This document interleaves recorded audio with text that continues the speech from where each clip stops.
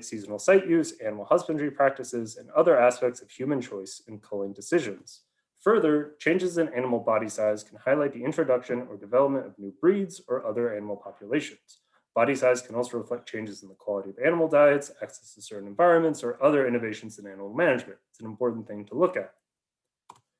Traditional observational methods for identifying the age and sex of animal bones has focused on bone morphology and, in restricted cases, biometry. In either case, the goal is to confidently identify the individual specimen as male or female, sometimes modifying that identification as probable. If we cannot identify the specimen's physiological sex confidently, we leave that specimen unidentified. Morphological identifications are limited by the rarity of bones that have clear morphological variation across the sexes and their co-association with animal age. A lot of these estimates are based on specific elements like the pelvis or horn cores for animals that have horns, but largely most bones won't have strict morphological identifications, teeth as well, strict morphological variation between the different sexes that we can use. More broadly, people use biometric identifications, but biometric identifications are also complicated by the many factors that can impact a bone's size, particularly for bones that exhibit post-fusion growth, or when including the measurements of unfused specimens to make sure that we're not missing the full range of animal sizes because of variation in culling decisions by people in the past. These complications make it impossible to establish an absolute relationship between a bone size and the sex of an animal, even within one assemblage, but particularly when trying to compare across different assemblages. Mixture modeling uses these biometric measurements to create probabilistic rather than absolute estimates of animal identity by assuming that the assemblage is comprised of multiple groups that we cannot observe directly. While we don't know what specimen belonged to which group, we can estimate the parameters of the groups that make up our assemblage, their mean sizes and the variation in those sizes, and then estimate and also the proportions of these groups within the full assemblage. With these parameters, we can then estimate the probability that a specimen belongs in one of these groups. Common methods for fitting mixture models use maximum likelihood methods to iteratively determine the set of parameters that best fit the data. Typically, a researcher would test out different numbers of potential groups and then use an information criterion to select the most parsimonious set of groups that comprises the assemblage. In this case, of Olipinar sheep distal tibia measurements, the researcher would say that one group with the lowest AIC value is the preferred model for describing the material we have, though 2 and 3 groups do not meaningfully affect the fit. The fit is relatively close, but we would still prefer a group of 1. This doesn't really reflect our problem as archaeologists very well. For one thing, we know a priori that our measurements should be a mixture of specific groups of animals, males, females, and possibly young animals as well, rather than not knowing how many potential groups there are. That's not the question we're looking for. More importantly, we also have general information about the biometry of these animals that we are studying that cannot be directly included in a maximum likelihood method. Reference populations from museums and experiments provide us with measurements from known age and known sex individuals. We can classify the measurements of these known animals as a mixture model with 3 groups: adult-sized females, adult-sized males, and immature animals that died before reaching adult body size. For early fusing or non-fusing elements, these measurements might still be on fused specimens, while for later fusing elements, they will likely be on unfused elements, but adult-sized females and adult-sized males might also be found with unfused specimens. We can expect some of the parameters from this mixture model of our reference population to be relevant for the mixture model of our archaeological assemblage based on our knowledge of the biological system. The proportions of our different groups within our reference population is very unlikely to be important. There's no reason to think that our archaeological assemblage has similar proportions to any specific standard population. However, we do have other zooarchaeological data from our assemblage that can be useful. For many large domesticated ungulates, the proximal epiphyses of the phalanges fuse around the same time that the animals reach adult body size. We can thus use the proportion of unfused phalanges in an assemblage as a rough estimate of the proportion of immature animals in that assemblage.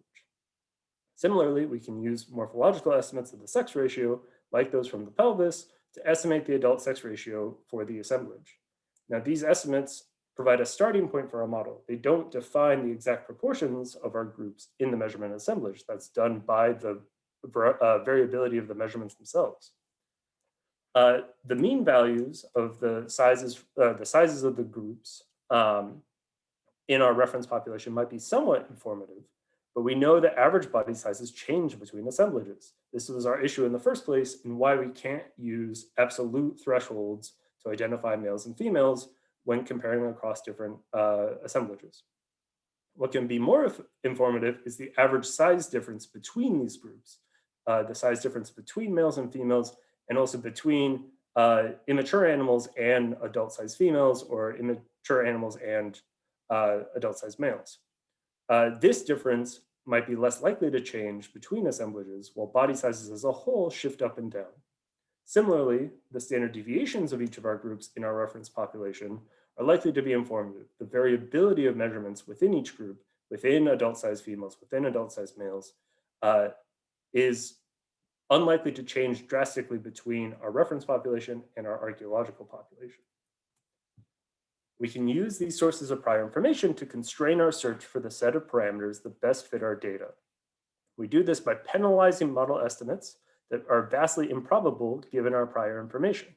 This penalization process uses Bayes' equation, which computes posterior probabilities, the probability of a set of model parameters, of the mixture model parameters, by multiplying the likelihood, how well the data we have fit our set of parameters, with the prior probability, which is how probable those parameter values are under our set of prior knowledge.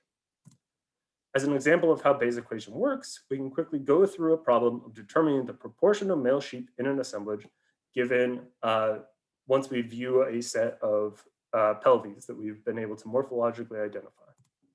We start with our prior distribution, which is a summary of our previous knowledge.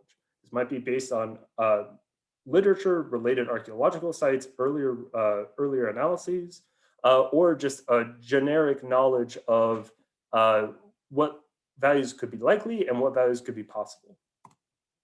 Next, we look at our data, which gives us the likelihood for different parameter values. Here I only show the single value that is the most, that is what our data show, but for every value along the x-axis here, you would be able to calculate a likelihood, which is how likely is it that a value of 0.2 would produce this observation. As we add data to our observations, we revise our knowledge, creating a posterior distribution, which you can see in black, based on what we've observed. So only observing one, we've updated our knowledge from the red distribution, from our prior. As we observe more data, we reweight the prior distribution as our beliefs of the parameter values shift based on this new info. The more data we have, the narrower our estimated range of probable parameter values becomes. We finally end up with an estimate. It's not exactly what we observed because our prior information still impacts our understanding of the system. We can continue collecting new information and we can use our posterior distribution now as our new set of priors for other kinds of analyses. Bayesian inference produces a set of parameter estimates for our archaeological assemblage that includes our uncertainty about each parameter. These sets of values are called the posterior distribution for each parameter, and we produce a set of posterior samples from those distributions. We can describe the composition of our assemblage overall using these posterior samples. So here you've got this is still the Alipinar distal tibia measurements, but we have the Bayesian results of a mixture model on them. And so now we still have our three groups that are always going to exist, even though one of them is not very likely, and they're in roughly similar sizes that they would be in our reference population, but also in particular the difference in size between males and females. We also have over here on the right the actual estimated proportions of immature female and male animals in this assemblage based off the tibia distribution, based off the tibia measurements. But how can we use, that describes the entire assemblage, but how can we use those descriptions, those parameter estimates to tell us more about our specific assemblage? Each posterior sample is a single instance of a fitted mixture model for the assemblage. And each sample thus creates specimen-specific probabilities of measurements in these groups. Here you see four 4 posterior samples. Each one, these are posterior samples of the mixture model parameters. So each one is a different mixture model for the assemblage. And we can use these then to create distributions of the membership probabilities, the probability that one specific bone is male or female or immature for every specimen in the assemblage. Instead of identifying specimens absolutely to a specific group, we then use our posterior samples to produce simulations of our assemblage using those specimen-specific probabilities. By sampling group membership, we create simulated assemblages of known age and known sex specimens from each set of posterior samples. So these are the same posterior samples. Now we've created the specific identities for the simulated group. So in a similar way to those 2000 simulations of the dog bone times, we now have simulations of whether or not a specific bone is immature, an adult female or an adult male. We can then use these assemblages to look at sex-related patterns in fusion and deposition and composition.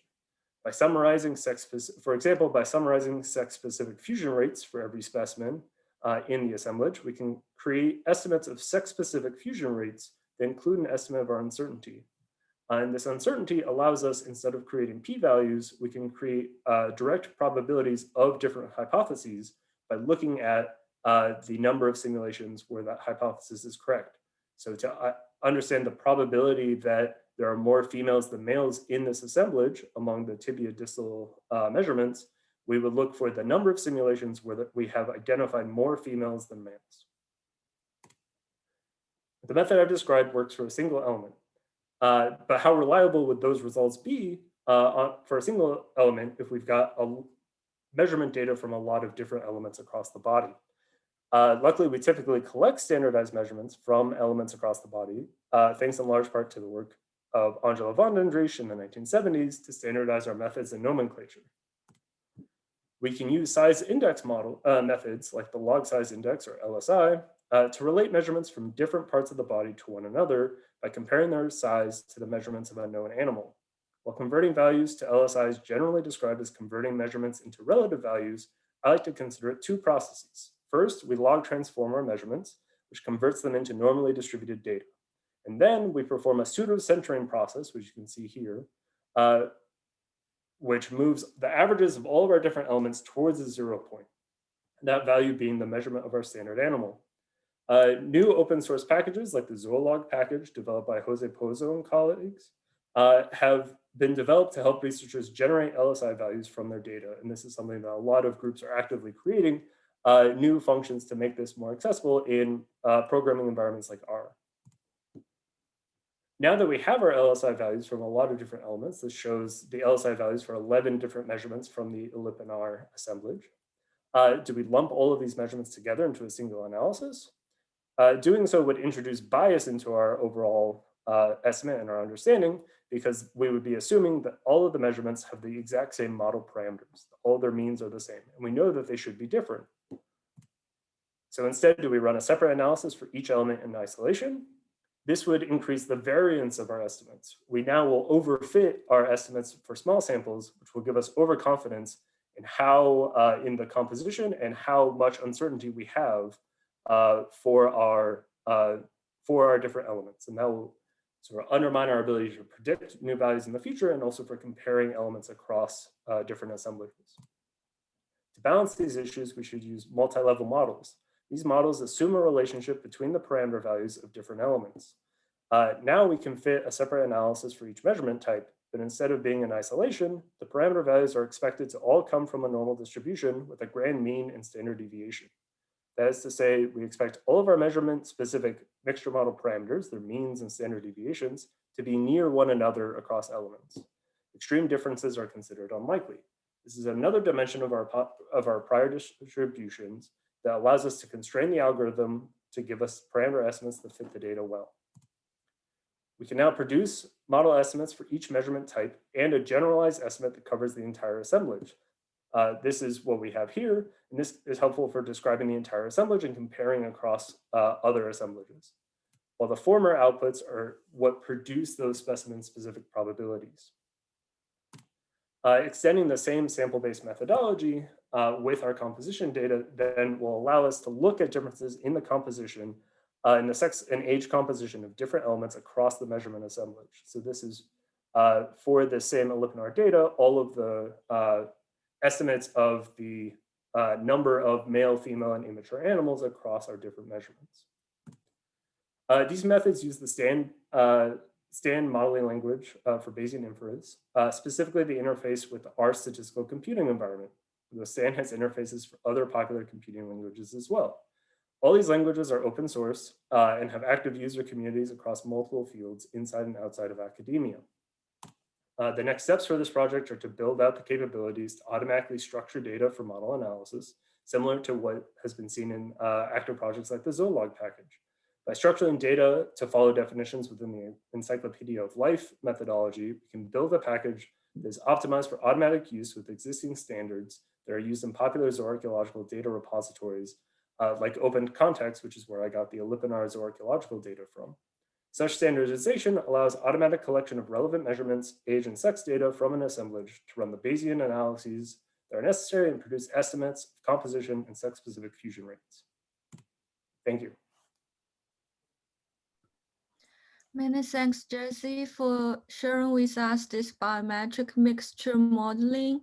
And I think it's quite meaningful as now we can try to make use of the fragments of those two archaeological remains and try to improve our understanding to it. But we have to keep our time. So can you hear me properly now, Ruby? Oh, and could you end the recording, please? Oh, it's Tom, yeah. Oh, Tom, sorry.